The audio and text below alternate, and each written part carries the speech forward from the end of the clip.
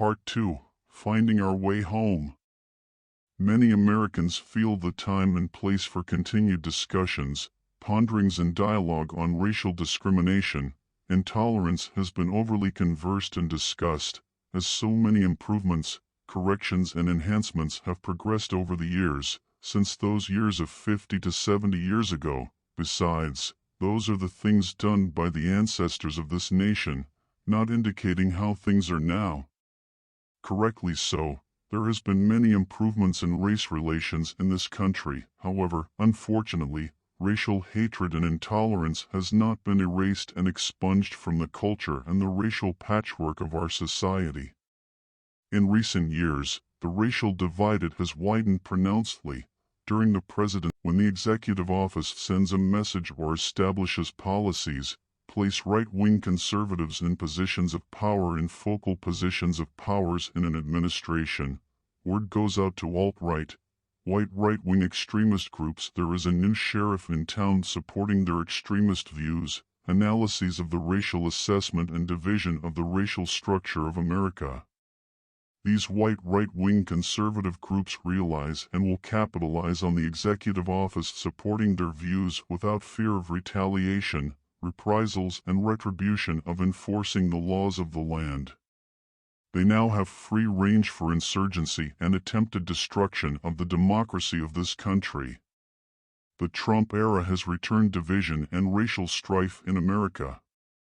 Trump has attempted in organizing and devising a strategic plan predicated on him being dictator of the America, by any means necessary in accomplishing his goals. America is no longer blazing a path forward strengthening this democracy but leading an itinerary toward a weakened corridor of disablement and destruction. He has taken leaders from the military and policy makers of Congress and senators following his leadership initiating plans to redirect with deceptions, denigrations and deceitful propaganda for supporting his demagoguery of America.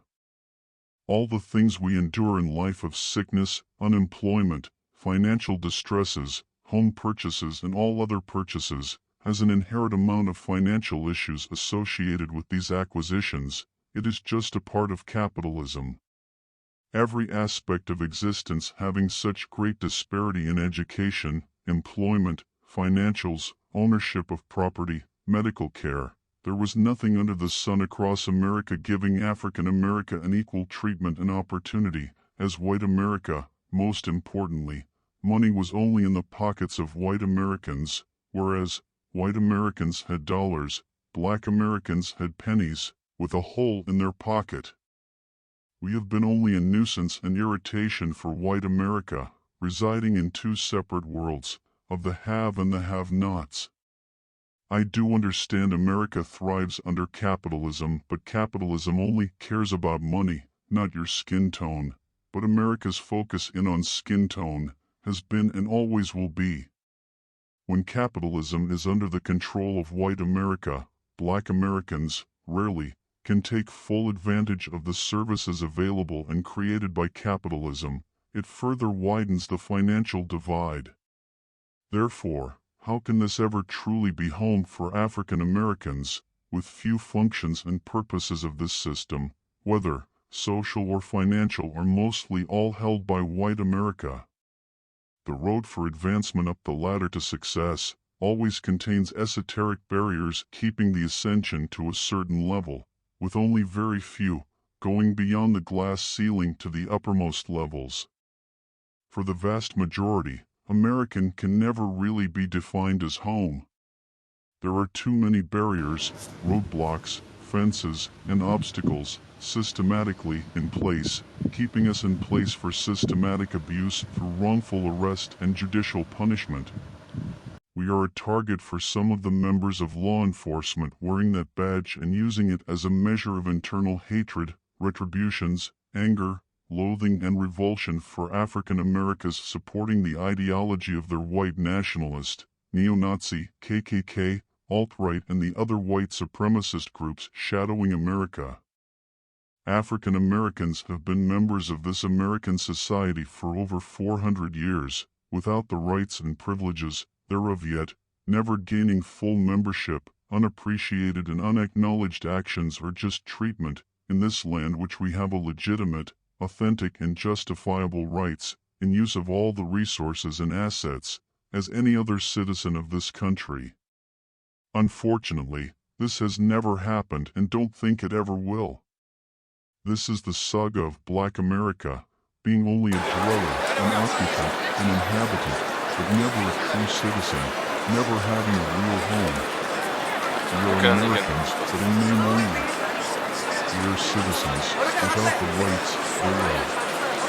We have been president, we are judges, congressmen and senators and Supreme Court member. He is black, but not really. But African Americans have never been afforded the full gestation of human and civil rights and so much disinformation. We belong to a diseased society, willing to dissolve and limit its potential through discrimination, bigotry and intolerance, unwilling in sanctioning full participation from its citizens, which has been a great loss to the economic growth and prosperity of this nation in every facet of government. How can a nation deny a great people's direct efforts for potential accelerated productivity for the progression of this nation by continued desolation and devastation, with a nation facing so many obstacles, impediments and complications? What is the reasoning and logic behind such a misguided, erroneous and imprudent continuous political policies and guidelines, seemingly a deliberate attempt in the desiccation of Black Americans, with repercussions and ramifications thereof? How can a nation deny a great people's direct efforts for potential accelerated productivity for the progression of this nation by continued desolation and devastation, with a nation facing so many obstacles, impediments and complications? What is the reasoning and logic behind such a misguided, erroneous and imprudent continuous political policies and guidelines, seemingly a deliberate attempt in the desiccation of Black Americans, with repercussions and ramifications thereof? Life is about fully expressing all that is you, all that you can be and have a desire to be, within an environment of encouragement, motivation and influencing the completion of goals and objectives, providing and supporting every aspect of positive influences with nurturing ambition, determination for aspiration for success. Those are the characteristics of communities and society, indoctrinating their citizens with opportunity through a clear path, advancing their ideals and careers to a completion, through a system of education, development for progression and expansion. This assessment is primarily for the advancement of white America, not Black America. Inspiration, creativity and avidity not been their focal point of concern for African Americans. Black Americans have been in this country, but not of this country, regardless of have birthright. There have been no entitlements, without detriments. This has been the home for white Americans, only, not Black America. Black Africans have only been subservient to white America, only allowed to excel in the areas of their selection. Again, in the past 50 years, things have improved and changed, but not totally to satisfactory conclusion. White America will not give up their dominance and control. Capitalism is not a socialistic economic system for economic sharing or equal distribution of wealth. Capitalism is what it should and meant to be, however, systematic economic barriers and impediments designed in hindering members of this society must be totally eradicated and exterminated, in order for all in having an opportunity in the economic freedoms presented by capitalism. What white American wants the system, presently in place, to be amended, modified or transformed to sanction for the complete and total inclusion of African Americans, not many. It is all about greed and selfishness. When you have it all, it is only about getting more, not allowing another party entry into the marketplace. Some Black Americans have conquered, but not society as a whole. However, wealth does fill in many holes. For most African American, the fight, the struggle and the exertion is a continuation of the efforts of our ancestors, still searching for a home we have never had. When there is a cry in the community for a home, there is no home for Africans Americans. The plight of African Americans is a unique placement in that the U.S. has so much prominence in economic power and military strength and seen as the leader of the free world. Other countries had slavery, but the Americas speaks with a loud voice due to the economic prosperity and military strength, whereas other countries watch, listen, and inquire into the social structure of this country. Most other countries don't have a voice displaying the social intolerances of their country. America is a leader in the world, therefore, all social activities will be on display where the world can judge the affairs of this country. And because who and what the U.S. claims to be almost other countries have, the U.S. has the largest economy in the world. With a large no other country, we represent 40 million, with about 12.6% of the U.S. population. America's realization of white Americans supporting and understanding our plight of this marginalization system, plotted and designed to limit financial growth opportunities, binding and confinement of economic resources and financial gains, standing with us in the fight for total release of our human rights. As a citizen of this nation, to all others, your hatred has been evident for all like you for 400 plus years, as it was your ancestors' sponsorship bringing us to America, thereby, all your rights. To hatred was rescinded upon the moment our ancestors' feet touched these shores. As we are the descendants of those enslaved ancestors, your hate no longer has legal authority, with the invitation of your ancestors making your rights are now our rights, yet, our detestation for you is mutual, yet now, your identity has been revealed, the subjects of your ruler, Tsar Trump, has stamped your brain with his brand, mark and manifesto, to be abolished and purged. Your presence was never needed, and this will be a stronger USA without your rendering and adaptation of patriotism.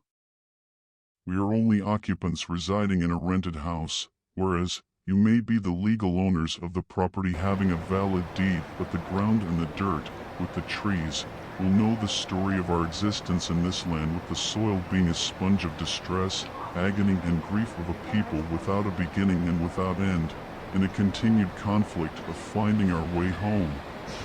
The atrocities executed us against African American while living in this country has been egregious in every facet of what is considered in the name of humanity. These events have been noted and displayed numerous times for all to see the barbaric treatment imposed by white America. These events truly epitomized such a divergence from the central ideology defining the truth. The truth is easily stated and written, but implementation of the truth is the real key. In the U.S. Constitution and its amendments, a picture is painted of how a real democracy is instituted. However, if those words are not portrayed in painting the society it describes, what is the measurement of its viability? As we know, those words of the Constitution are only applicable to white America, not to black America. The guidelines of a Constitution are governing policies as to pertinent and germane to itself. The governing bodies has to make this nation valid to itself, displaying freedom to all its citizens, ensuring it is a nation of truth. There has never been a total truth of compliance and conformity in accordance with the laws of the land and its pertinence to African Americans, in which we are without a truth in our own land. Without a total truth, health and life can be substantiated as the truth for Africans Americans. America, as most other countries, desire to be aesthetically pleasing to all by reading the Founding Fathers' governing bodies of a free society. However, meeting the criteria of those policies and laws has not been a primary mission of this nation. The words are pleasing, but the actions portray reality. There cannot be freedom without a truth. Freedom is the sovereignty that defines America. Without complete freedom, how is there in licentious, never a sedulous life for African Americans in America? Where can a home be found in America for African Americans? There was never any attempt at assimilation into this culture, living without the hate and ravenous behavior of white America supporting their non-existent, self-appointed supremacy. We are indeed homeless, not in the physical sense, but in the sense white Americans, Japanese in Japan, Thai in Thailand, Italians in Italy, Swiss in Switzerland, Aussie in Australia, in countries of this planet. Beauty and truth supplement each other. If America had real truth in its constitution, amendments, and all policies of governing, the beauty would be shown in its people, minimalizing differences in its citizen, making America the quintessential beautiful nation and raising the standards of living for all while excelling in all sciences, economic, but most importantly, we would be under one nation for all, benefiting all under the banner of the stars and stripes. Here is another truth: our sustained homelessness is not the entire burden of white America. We have failed ourselves. At critical points in our maturation, too many depended upon the assistance of government in release from the trapping of this society. We were following the trappings of liberal Democrats in dependency upon the government in their socio-economic programs. After continued use, these programs became a crutch, hindering us from fully achieving total dependence from this society. What those forgot, enhancing, extending more social programs, is this is a capitalistic economic system. Nothing is given, all is taken. When the government plays such a large role in being daddy dollars, the competitiveness needed has to have roots of capitalism. If not, when times are hard, tough capitalistic decisions must be made, rather than, oh, well, daddy dollars will be there to get me through. Long term, this cannot be the strategy. For the short term, it is help when needed the most.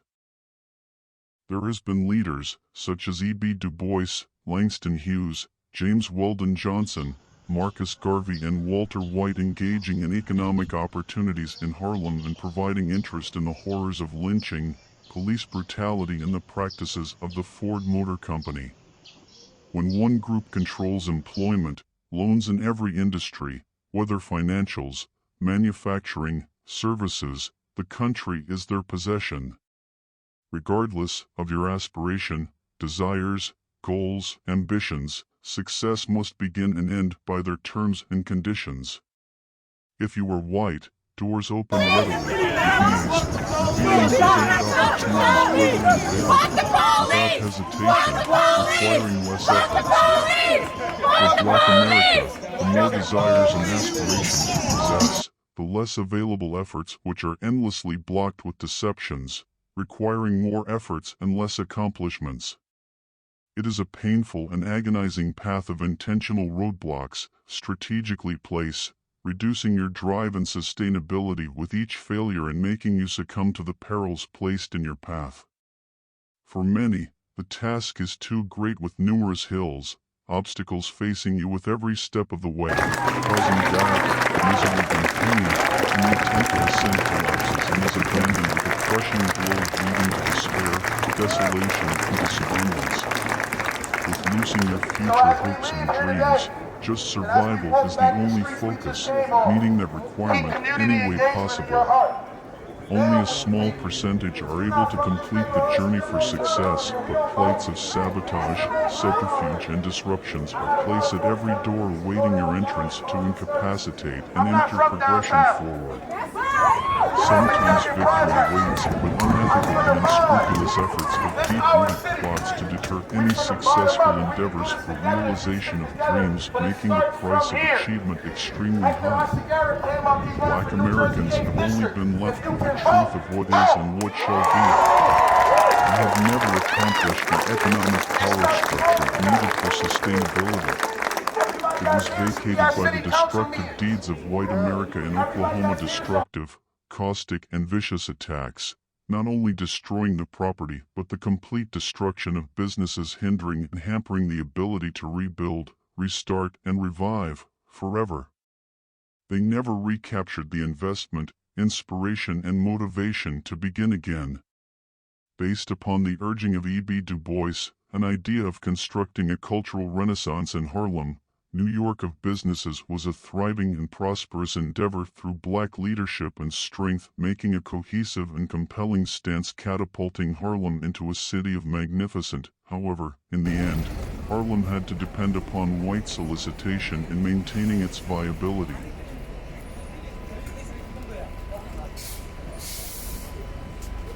This is the end of part 2, Finding Our Way Home. If you have enjoyed and feel informed, please tell your friends to like and subscribe.